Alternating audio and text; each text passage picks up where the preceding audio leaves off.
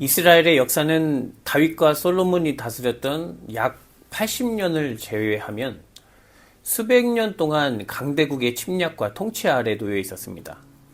아수르, 바벨론, 페르시아, 그리스, 그리고 로마 제국으로 이어지는 피집의 역사는 이스라엘 백성 안에 메시아에 대한 강렬한 갈망을 만들어냈습니다.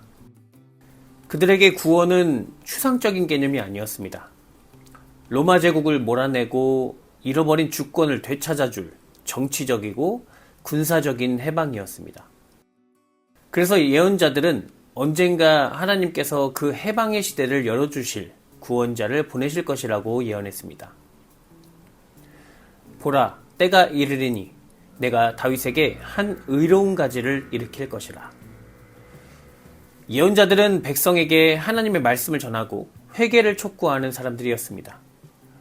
세례 요한은 바로 이 예언자적 전통 위에 서 있던 인물입니다.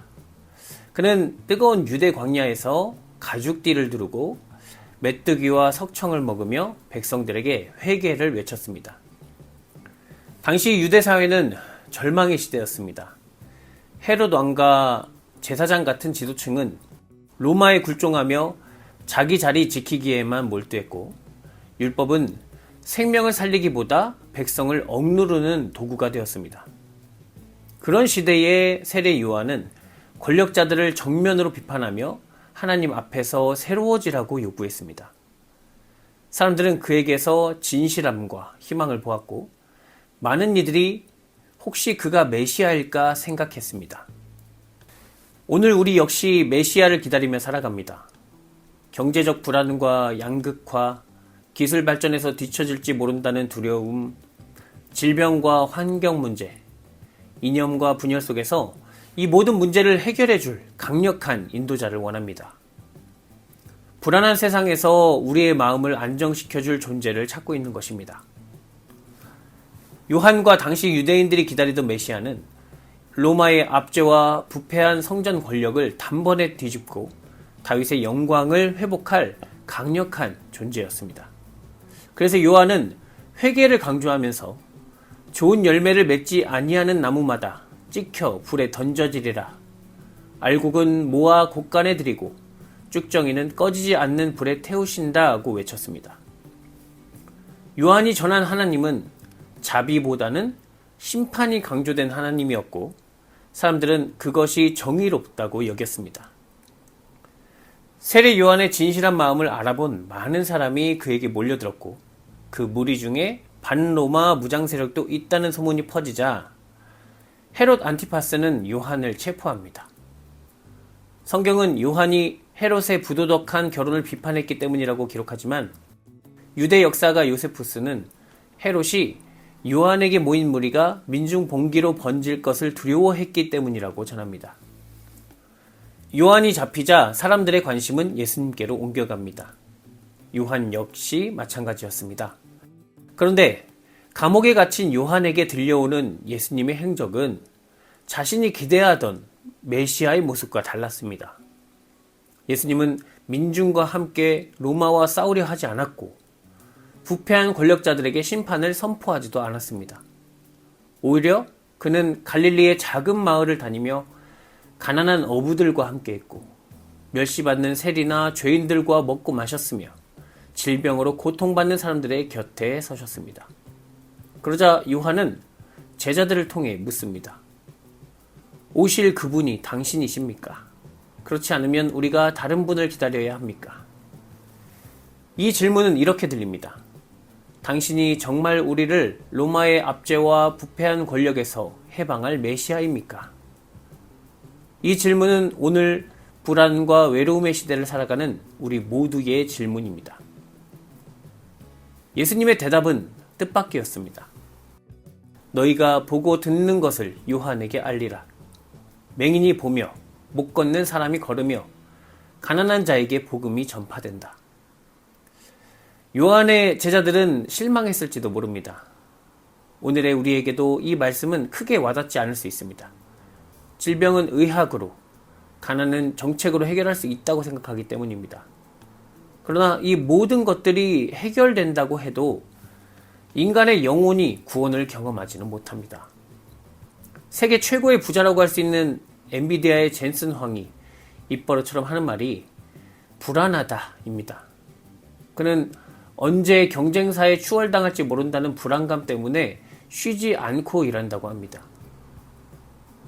최고의 부와 성공도 영혼의 근원적인 공허와 불안은 채울 수 없다는 증거입니다. 그런데도 예수님은 이렇게 말씀하십니다. 누구든지 나로 말미암아 실족하지 아니하는 자는 복이 있도다. 그리고 묻습니다. 너희가 무엇을 보려고 하느냐? 교회를 통해, 예수를 통해 무엇을 보기를 원하십니까? 우리가 신앙을 통해서 기대하는 것이 예수님이 가신 길과 다르다면 우리는 예수로 인해 실족할 것입니다. 오래전 예언자 이사야는 메시아가 오실 때 일어날 일을 선포했습니다. 그때에 눈먼 사람의 눈이 밝아지고 광야에서 물이 솟을 것이다.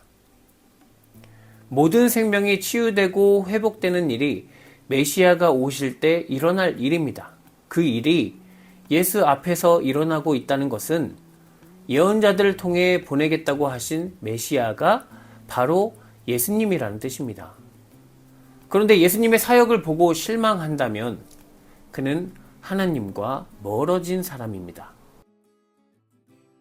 화려한 영웅을 기대한 이들에게 십자가를 향하는 예수는 실패자일 수 있습니다. 그러나 예수님은 말씀하십니다. 나로 말미암아 실족하지 않는 자가 복이 있다. 마지막으로 예수님은 요한을 이렇게 평가하십니다. 여자가 낳은 자 중에 세례 요한보다 큰 이가 없도다. 그러나 천국에서는 극히 작은 자라도 그보다 크니라. 요한은 율법과 심판의 시대를 대표하는 선지자였습니다. 그러나 천국에서는 극히 작은 자라도 그보다 크니라. 이 말씀이 무슨 뜻일까요? 세례 요한은 율법으로서 지켜지는 신앙의 시대를 살던 사람이기에 예수의 십자가와 부활을 통해 보여주신 하나님의 사랑을 경험하지 못했다는 뜻입니다. 이후의 사람들은 예수 그리스도를 통해 하나님을 아는 지식이 그만큼 커졌다는 뜻입니다.